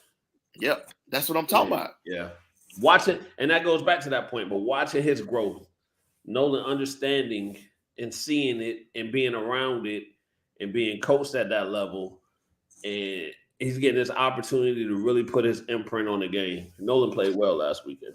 So I'll say this. I don't know if you remember last year, Bruce. I said it was Nolan first year with us. When his first year playing, it was his first year with us. And I think you asked, what does he need to do? I said rim run, right? So that's the initial part of the process. And now Nolan's running the court much better. So now we put Nolan in a position where where there's opportunity for him in the pick and roll. We have they're actually threw it down to Nolan a few times. And he had some pretty good up and under moves, post moves. So that's part of the process. So we're gonna take that. We're gonna continue to build on it instead of just making him, one dimensional. No, he's gonna be able to rim run. He's gonna be able to get the ball, catch, and make a quick move to the basket. Or at least that's my expectation. And see, I think a lot of people. I think a lot of people looks at a kid and say, "Well, he ain't gonna be about 6'4". So if he's 6'4", then he don't need to be a post. He needs to be on the wing. But he can't handle the ball. Mm-hmm. So what is he going? He's been playing with his back to this basket all of his life. All of his life. And now when he gets to the high school level, and that's all he knows because he's been the biggest kid. Yeah. Bigger than everybody else when he was growing up. Now his growth has stopped and everybody else has kept going. Now you want him to be a wing when he hadn't been taught to be a wing all of his life. Now you want to take time from polishing up him playing with his back to the basket to try to teach him how to play on the wing. Now you're slowing down his development. If anything, it'll be how to face up in the right. And now that's just me. I say this: if the kids play with his back, I use Greg Jones, Quan Dillard, Jamel Dillard, Jaden Norman. I can use those kids that I've seen personally that fit that role of being the 6'4", 6'5" kid, and they've been the biggest kid all these years, and they play with their back to the basket. And now they figured out how to play with their back to the basket, and they developed their games, and that led them to college opportunities. Mm-hmm. No, it wasn't Division Ones. No, it wasn't. It was Division 2, Division 3 kids. But if you go back and look at some of the Division 2 and Division 3 kids, division rosters, you got 6'4", 6'5" forwards, and that play with their back to the basket. Mm-hmm. Yeah. And what Nolan about 6'2", 6'3"? No, he's 6'2" already. He's still 13, and he's just 13. Yeah. So Nolan's gonna get 2 or 3 more inches. That I think he's been probably about 6. That's 6'5", maybe 6'6" range. Yeah, and Nolan's also pretty funny on the bench. Just think about a kid's development when they're that big at a young age. Nobody's teaching them how to shoot a jump shot. Really, they telling them to get down there, throw the ball down there to them, make a layup. Yeah. I'm gonna tell you a story about Nolan. So we had Nolan way back in rec. And Nolan wasn't old enough to play with our 11, 12 team, Charles? I think so. I think at the time he was playing on my 9, 10 team? It was 9, 10. Whatever it was. Yeah, 9, 10. Right. But Bruce would let him stay back and practice with the older team. And he would like, hey man, I want him to just practice beat him up, help run up and get up down the court, all of those things. And so on a 9-10 team, I think we were playing somebody, and somebody tried to press us. But Nolan was my person that I could throw it to because he was bigger than everybody else, catch it, and get it across half court. Right? But I wasn't putting too much pressure on him, like, well, now you got to break your defender down and get all the way to the basket or whatever like that. But it was instilling those things in him. And he was gladly and easily could do it. But it just kind of goes back again to Bruce just being that parent that you can have a real live conversation with Bruce. And he's asking because he wants to know. He's not asking because he's trying to be difficult or put himself in a situation or question why you're not doing this. He wants to know, hey, what can I do to help my son be better?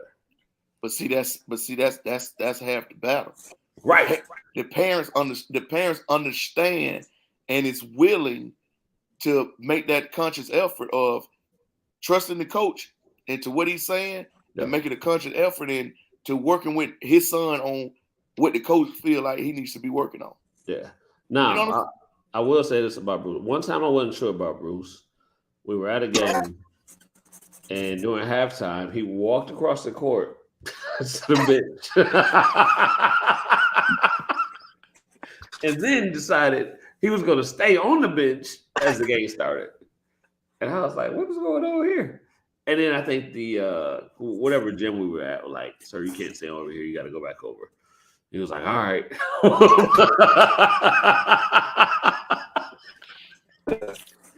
But like I say though, man, Bruce is doing what a lot of parents are doing. I mean, he's respecting what the coach wants from his kid. Yeah, he's trusting the coach, and he's going out and doing it. Yeah. So Nolan looked good, man. he did. We threw the ball in the paint to him, got it in there. He got into his move, boom, boom, boom. Rebounding. And ones, I think. Foul. Got a couple and ones, was getting to the free throw line. So for him, for the first tournament, I think he in a great place. He got footwork looked real good. I think a lot of kids came back, and this is where you start to see it anyway. Going into kids the 8th grade year, they kind of start, I'll say, performing. They'll start to hit that stage where they're starting to perform at another level. So starting to see that from a lot of kids. It is good to see that growth from one year to the next. Mm-hmm. But some of them, you can tell the ones that's been working. And I know the ones that ain't. But for the most part, they all been working. Pretty good. That's a good thing, man. A lot of it, parents have got to stay involved. Parents have got to stay. I mean, patient. You got to stay patient and think about this. The more you put in now, the less you're going to pay later on. Yeah, it might seem like a lie. Man, I got to pay for training. Man, I got to do this. I got to do that. I got to pay for this. Got to pay for that. But when it comes to time when he's in put in that work and he's bought in and he's continued to work, and that college coach and that university takes a chance on him, and you ain't got to pay that. You ain't got to pay that tuition because you paid. You didn't. I guess the old folks say paid it forward. So I mean, it's an investment, man. Just take advantage of it, man.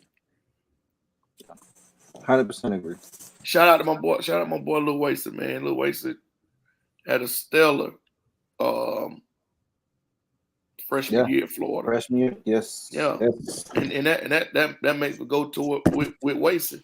Wasted made plenty of tough decisions. With Lil Wasted, man. Where he plays at, stuff like that. People pulling at him left and right about where he want, but he made an executive decision and stuck with it, and his formula worked. Hey, Lil Wasted showed improved too, bro. Yeah, but everybody's formula ain't gonna be Lil Wasted's formula, Big Wasted's formula. It ain't gonna be his. And I say this: he's patient and he stuck with it, and it hit right at the right time. It was always there. We just seen a different Lil Wasted in the last 4-5 games. Like, geez. Yeah. So, I don't even know if we seen a different Lil Wasted. We seen a opportunity. Yeah, we seen opportunity. Opportunity. That's a better way to put it. Yeah, we seen opportunity, man. We seen that them giving him that leash and letting him go. Yes. Oh yes. yeah. Hey, and shout out to Ty Fagans too, man. Had surgery last week. Speedy recovery to you, big dog. We've been in our prayers, man.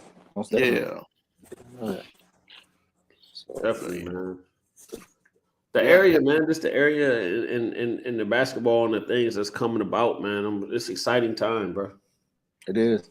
It's an exciting time, man. All the negativity to the side and just, can't be any kids, man, that's out here trying to get it. I'm gonna say this, man. The girls' basketball in Middle Georgia about to be crazy. Yes, it is. Bro, And I it's about to be crazy. and I know, Charles. I know it, and I'm pretty sure it's been said a whole bunch of times. But I hadn't heard it, but I'm pretty sure it's been said that we never talk about girls basketball. And a lot of times we don't talk about girls basketball. And it's a lot of times their coach ain't never putting out any information either. Yeah, that's true too. Yeah. So we can only talk about what we can talk about. A lot of coaches ain't putting out the information either, so we don't know. But girls basketball here in Middle Georgia is on the rise. It's a lot of talented young ladies. Yes, it is here in the city. And matter of fact, isn't Wasey's putting something together, isn't he? Wasey's put something together. Shout out to Wasey for having. He had the girls camp again this year. Yeah, that's the second annual. So he had the girls camp again this year to put a spotlight on the young ladies out there doing what they do. Yeah. Shout out to Jada Morgan. Jada Morgan just picked up her first offer last week or 2 weeks ago from Tuskegee. Yes. Shout out to her. Congratulations. Yeah, congratulations, Jada. And shout out to matter of fact, I think 4 of our girls from HOCO is about to make their decision, college decision here soon. Yeah, about 3-4 offers, okay. Yeah, but so I think they're finna make their decision on where they're gonna go to school at. Cool. So, hey man, you know what? We gotta shout out Coach Dion too. Yeah, man, yeah. We don't talk about him enough, and the contributions that he's made and continuing to make, and helping those young ladies over at HOCO, in the summer. And helping them be what they can be. Shout out to him, man. He's had those 4 young ladies right there, and it was a couple others that he had those girls since they've been about in 3rd grade. Mm-hmm. Wow. And they was a lady heat for a number of years. And he had those girls play together. And those. He developed them. Yeah. He was an interesting part of their development. And the product that you see on the floor, he helped develop. Yeah, no, definitely, man. He doesn't get enough credit. Nor does he look for it. No, he doesn't. Right? He doesn't look for the credit. He doesn't respond in the group meet. He doesn't do any of the things that all the other coaches do. He's taking on the task of these 7th and 8th grade girls that we got now. He's leading, man. Yeah, he is. So he works with the high school girls, the middle school girls. He got the 7th. Yeah, he's all over the place. But he doesn't respond in group though. No, he doesn't. and the thing about it, he'll see something in there and then he'll text me like, "Hey man," or he'll call me like, "Hey man," I'm like, "Man, you see the message?" But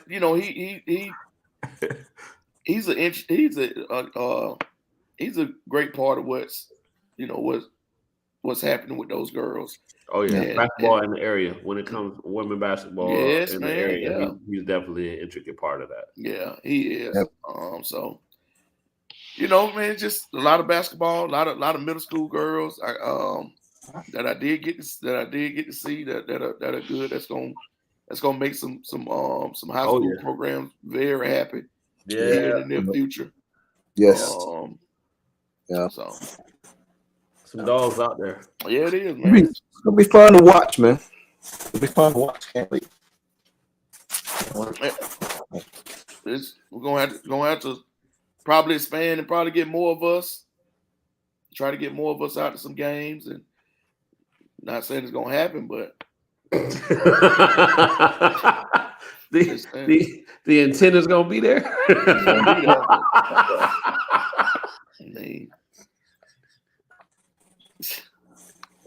Let's figure something out. Figure something out, man. You know. I mean, man, you know, I'm looking for a graphic designer, man. You're looking for a what? A graphic designer. Oh. A good graphic designer. If anybody out there know a good graphic designer, man, let me know. What are you trying to get designed? Man, just some stuff. Some stuff, man. Just I ain't calling Charles. Hey, Charles, man. Look at man. No, man, I don't mind. I don't mind. Charles be like, man, what you need now? I'm just trying to, you know, just trying to get this. Bro, I'm learning as well. Bro, I don't mind at all. Charles started like you talked about Polo G. bro, what you need now? Like, man, hey, my bad. Hey, what Charles tell you? I'll get to it. Yeah, I get to it. My bad. I ain't trying. I was like, man, I'm saying, I was like, damn, I ain't trying to speed you up, and then, you know, I'm just saying, like, you know. So that's I'm gonna say this. I was at work. Yeah, I was at work. Like, bro, me too. I was just saying, bro. Like, we text throughout the day. I was just saying, like, you know, when you get home and get settled, like, you know, can you? Look, I'm gonna be honest with y'all, man. Like, my wife, my mom, I'll tell y'all, I can be that way. I try to work. I'm trying to do better, but I can be very because I am that way. I'm very like I gotta check these boxes before the end of the day. That's kind of how I'm like. But like Charles, that didn't come out right. I'm like, it went. What you mean? I got to get this done. So if I'm doing that, man, y'all let me know, man. Bro, I just look at the phone. But then you'll wake up and it'd be like 3 messages from Charles. Yeah. Like, here you go. Got this. Yeah. Like, he's got up at 5 and did it. Right.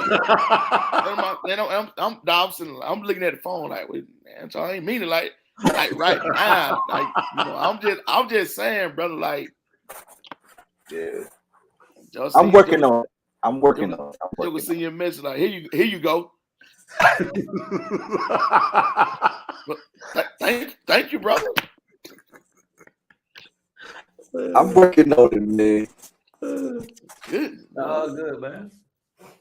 I'm working on it. Hey, the Nets lost to Charlotte. Home debut. Should let him stay. Roll Kyrie. Kyrie trying to go to the Duke game anyway. So, man, we're going to switch to Wednesday, man. Yeah, but not this Wednesday. No, not this Wednesday. Be next Wednesday.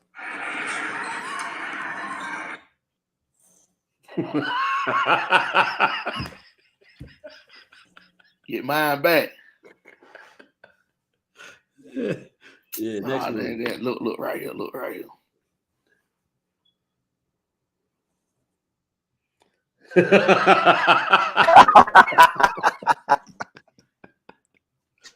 Don't let them fool you. Hold on, Kristen. I was gonna keep this off the air, but since you done chimed in, you ever found those red hoodies? Yeah, while you talking. Tell that. You tell everything else. Tell that. Uh-oh. Tell that. Tell everything else. Tell that.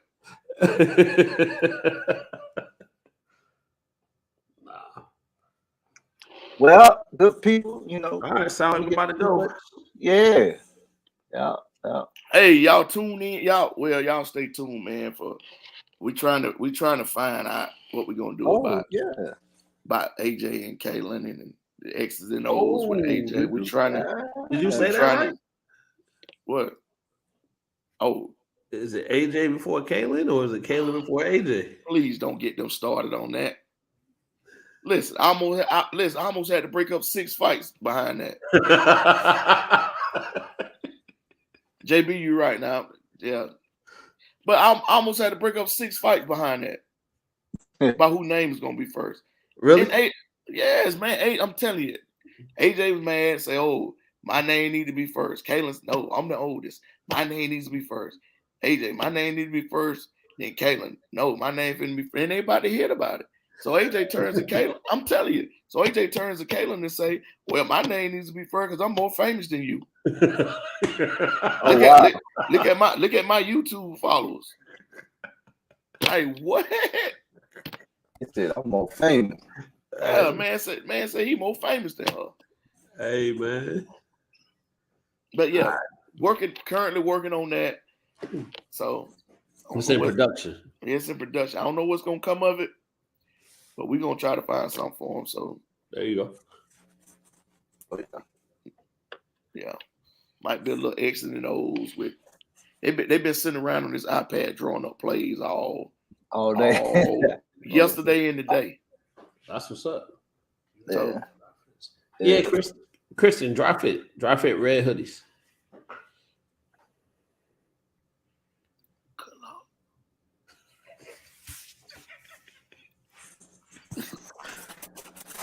Good luck with that. Yeah. Hey. But yeah, man. What's that when y'all playing again, man?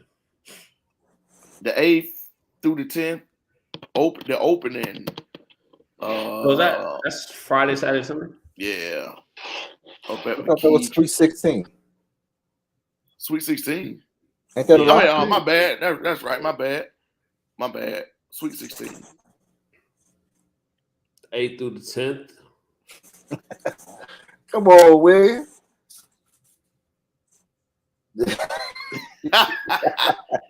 We're still talking around. He on my rails, boy. Yeah, we got y'all gonna thank you, Miss Brooks. Oh, matter of fact, and I also want to shout out Kaylin and AJ other parent, Kristen Brooks, because last time we failed to acknowledge her. Y'all remember we got in trouble for that? You know what we got in trouble for? What? For going over 2 hours. So, to ensure that don't happen hold on, again. Charles, hold on. AJ and Kaylin have 2 parents.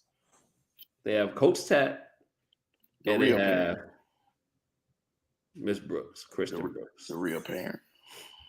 So we want to make sure we acknowledge that. The real parent. I ain't getting into all of that.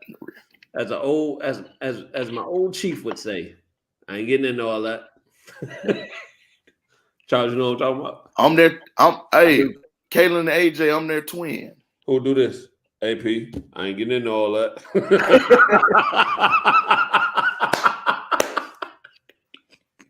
Shout out to my man, Chief Kenny Turner.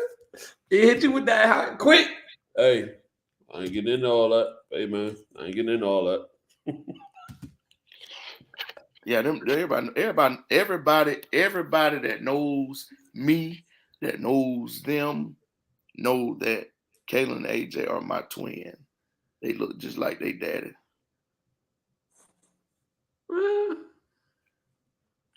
Put them glasses back on. I ain't getting all that. I'm just saying, they look, look just like they daddy. Charles. Hey, I ain't getting into all that. Hey, man. Okay, we're gonna get out of here, but are we gonna bring back Get It Off Your Chest? Don't know what happened. Nah, ever since Charles started getting it off your chest, Charles started breaking up and all that kind of stuff. Man. We're gonna bring that back? We can. Yeah. And what happened to the live calls? Charles started all that. I ain't stopping. I was waiting. So we had guests the last time we were on, Cam Daly and nah, bro. It's been a good minute since we did all listen, the last time we had live calls was when they were getting on Charles about the Rams. Yeah, didn't nobody call in, remember? Nah, some people did call in. Yeah. Yeah, the first time, but when I opened that back up, nobody called in. When the Rams won the Super Bowl. Man, look at Bruce, man.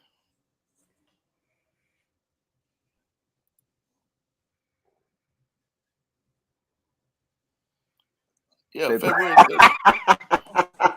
Bruce, man, what you doing, man? I ain't lying, man. 2096. Bruce, February 30th, 2096, Bruce. Bruce, you trying to start some trouble in our houses tonight, bro? Man, Bruce said February the 30th. Man, but 28 days in February. But look what he said. I thought, ha, ha, ha. I know he's laughing over there as he's typing this. Ha, ha, ha. Before they get off the air, let me go ahead and Bruce, start some turmoil. Bruce, don't do that. Well, I mean, Chilla got my back, so I ain't worried about none of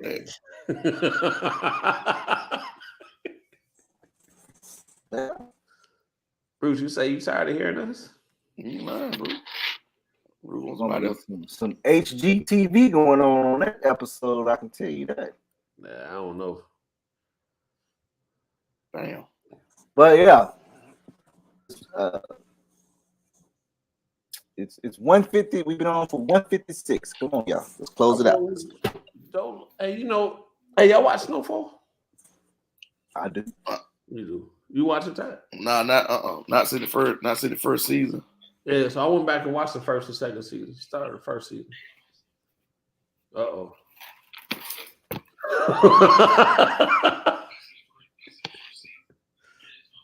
What's up, man? You all right? Yeah, boy. Ooh. You good? Yeah, I'm straight. I was looking at the game. I'm looking at the game, my boy. Hey, before we get off here, I do want to shout out Coach Mark Ivor, who's recently retired from being the AD at Thompson Middle School. Give him a shout out because he's running for a seat down at the Board of Education here in Hudson County. If a lot of people that knows Coach Ivory, get out and vote for him when they started vote for the seat or whatever. I don't have any knowledge of when they're doing all that, but get out and vote for him. Need a man, a great guy, been around the school system for a long time. Is a product of our school system, so he knows the ins and outs. Get out and vote for him. Yeah, definitely, man. Let's see if we can try to get him on the show. All right, I'll look into that. Yeah, we'll put that up. So, other than that, man, I think we're gonna get out of here. Charles, you got anything else, brother? No, man. As usual, man. Thank the viewers for attending the live show. We appreciate you all. Y'all everybody have a blessed day. Good. And a great week, Tat. Anything else? Nah, man, just shout out to everybody out there, everybody that's doing the podcast thing. Y'all shout out to all of y'all, man. Continue to grow this podcast and platform to whatever it is, and keep going, and more blessings to all of you that's doing it. Just keep running your own race, man, and stay positive. There you go. Hey, man, so I piggyback on both of them, man. Y'all have a blessed week. Y'all stay positive. Do what y'all do. Before we get out of here, we want to shout out our sponsors, Hype South Media, Hype South Skills Lab, Happy Hydro, Braids by Bryant, Shots by Cubby Lee, Totem Training. Who am I missing? Am I missing anybody? Shout out to Jade, man. Jade's been doing a lot of stuff, man. Shout out to her. Shout out to Ball So Hard. Shout out to Coach Al Void. I seen him what was that? Friday, right, Charles? We seen him Friday. Yeah. Yeah, he back in the gym getting right. So he doing 2-a-days over there. Hooping. Told him he can have that. I ain't doing that no more. No deal, my boy. Keep moving, brother. Go get me some knees from the pawn shop. Nah, bro. But yeah, man, shout out everybody that's affiliated with us, man. We appreciate everybody. Viewers, we appreciate you guys as always. Checking us out, tuning in. As always, if it's anything y'all want to talk about or discuss, and we need to research it, let us know ahead of time, and we can chop it up on the show. Other than that, a new date is coming. Will be announced. We won't be on next Sunday because me and Charles will be at a tournament. Unless we just get our butts kicked and we're back early. but more than likely we won't be here. The plan is not to be here. The plan is not to be. Yeah, the plan is not to be here, but you know how that goes. But again, shout out to all the tournament directors, man. We appreciate y'all, all the young people out there hooping. Hoop the right way and fulfill your dreams. And before we get out of here, man, I just want to give a shout out to my man Mello. Keep doing what you do. Peace.